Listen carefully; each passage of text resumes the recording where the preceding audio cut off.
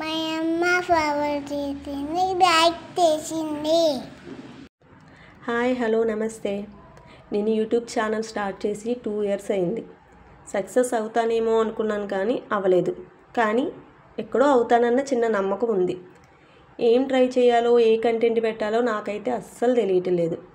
Face చూపించే వీడియోలు చేయలేను. వేరే ఏం చేద్దామన్నా నాకు వేటి మీద అవగాహన లేదు. ఈ క్రాఫ్ట్స్ మీద కూడా నాకు అవగాహన లేదు. వేరే క్రాఫ్ట్స్ చూడటం, నేర్చుకోవటం. కానీ ఆ క్రాఫ్ట్ ఎలా చేస్తున్నానో మీకైతే తెలుస్తుంది. బ్యాక్గ్రౌండ్లో పేపర్ ఎలా కట్ చేయండి, గమ్ ఎలా పెట్టండి అని చెప్తే ఇరిటేటింగ్గా అనిపిస్తుంది కదా. సో నేను ఒకటైతే డిసైడ్ అయ్యాను. ఇలా క్రాఫ్ట్ అనో ఏదైనా సంథింగ్ డిజైన్ వేయటమో ఏదోటి చేస్తాను. అది నేను ఎలా చేస్తానో మీకు తెలుస్తుంది. కానీ బ్యాక్గ్రౌండ్లో వేరే వర్తీ ఇన్ఫర్మేషన్ ఏదైనా ఇస్తే బాగుంటుంది అని నాకు అనిపిస్తుంది.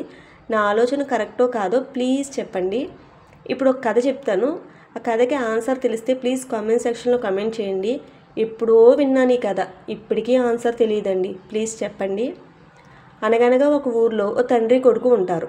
వాళ్ళ వృత్తి ఏమిటంటే అడవిలోకి వెళ్ళటం, కట్టెలు కొట్టుకురావడం, అమ్ముకోవడం. రోజులాగానే వాళ్ళు అడవిలోకి వెళ్తారు. వాళ్ళు వెళ్ళే దారిలో వాళ్ళకి అడుగులు కనిపిస్తాయి. వాళ్ళు ఇలా అనుకుంటారు, ఇవి ఖచ్చితంగా ఆడవాళ్ళ అడుగులే అని చెప్పేసి. అప్పుడు కొడుకు తండ్రితో ఇలా అంటాడు, నాన్న, పెద్ద అడుగులున్న ఆమెని నువ్వు పెళ్లి చేసుకో, చిన్న అడుగులున్న ఆమెని నేను పెళ్లి చేసుకుంటాను అని చెప్తాడు. తండ్రి కూడా సరే అంటాడు. వాళ్ళు కొంచెం దూరం వెళ్ళేసరికి ఓ చెట్టు కింద 2 ఆడవాళ్ళు కనిపిస్తారు. వీళ్ళకి తెలియని విషయం ఏమిటంటే వాళ్ళిద్దరూ తల్లి కూతుళ్ళు.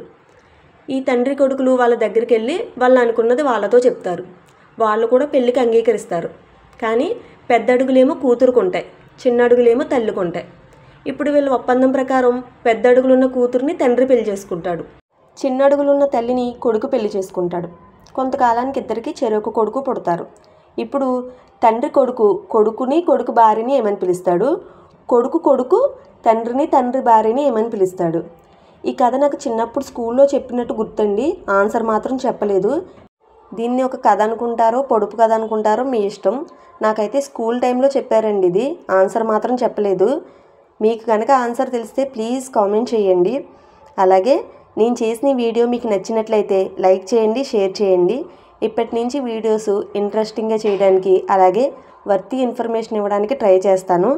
Please encourage me. Thanks for watching.